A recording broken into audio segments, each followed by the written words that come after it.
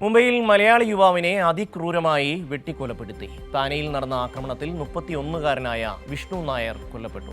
സംഭവത്തിൽ 2 പേരെ police arrest ചെയ്തു. പ്രണയവുമായി ബന്ധപ്പെട്ട തർക്കത്തിന്റെ തുടർച്ചയാണ് കൊലപാതകമെന്നാണ് പ്രാഥമിക നിഗമനം. മുംബൈയിൽ താനെ വർത്തക് നഗരം ഞെട്ടിച്ചുകൊണ്ടാണ് മലയാളി യുവാവ് വിഷ്ണു നായർ കൊല്ലപ്പെട്ടത്.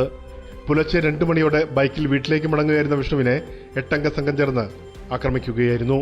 പിന്നിൽ നിന്ന് വെട്ടിവീഴ്ത്തിയ ശേഷം നിരവധി തവണ വെട്ടി മരണം ഉറപ്പാക്കിയ ശേഷമാണ് പ്രതികൾ സ്ഥലത്ത് നിന്ന് രക്ഷപ്പെട്ടത്. ആക്രമണ സമയത്ത് വിഷ്ണുവിന്റെ സുഹൃത്തുക്കളും പിന്നാലെ ഈ വഴിയിലൂടെ എത്തിയിരുന്നെങ്കിലും ആക്രമണം തടയുവാനോ വിഷ്ണുവിനെ രക്ഷിക്കാനോ സാധിച്ചില്ലെന്ന് സാമൂഹ്യ പ്രവർത്തകനായ ശ്രീകാന്ത് നായർ പറയുന്നു.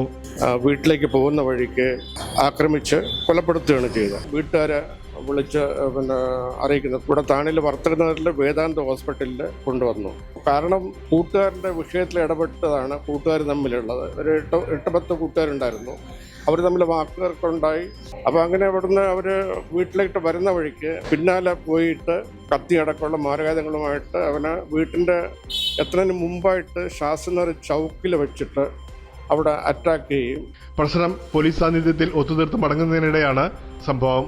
ചെങ്ങന്നൂർ സ്വദേശിയായ വേണുഗോപാലിന്റെ മകനാണ് വിഷ്ണു നായർ. ഞങ്ങളുടെ മോനെ നഷ്ടപ്പെട്ടു. അതിൻ്റെ പ്രതിയെ ഇരിക്കുന്ന എല്ലാവരും എത്രയും പെട്ടെന്ന് അറസ്റ്റ് ചെയ്യണമെന്നുള്ളതാണ് പോലീസിനോട് ഞങ്ങൾ അഭ്യർത്ഥിക്കുന്നത്, അവരെ അപേക്ഷിക്കുന്നത്. സംഭവത്തിൽ 2 പ്രതികളെ പോലീസ് അറസ്റ്റ് ചെയ്തു. മറ്റു പ്രതികൾക്കായുള്ള അന്വേഷണം പുരോഗമിക്കുകയാണ്. മുംബൈയിലെ മലയാളി സമൂഹത്തെ ദുഃഖത്തിലാഴ്ത്തിയ സംഭവത്തിൽ കൂടുതൽ അറസ്റ്റ് ഉടനെ ഉണ്ടാകുമെന്നാണ് പ്രതീക്ഷ. കൊലപാതകത്തിന്റെ കൃത്യമായ കാരണം കണ്ടെത്താനുള്ള അന്വേഷണം തുടരുകയാണ്. പ്രേംലാൽ, കൈലി ന്യൂസ്, മുംബൈ.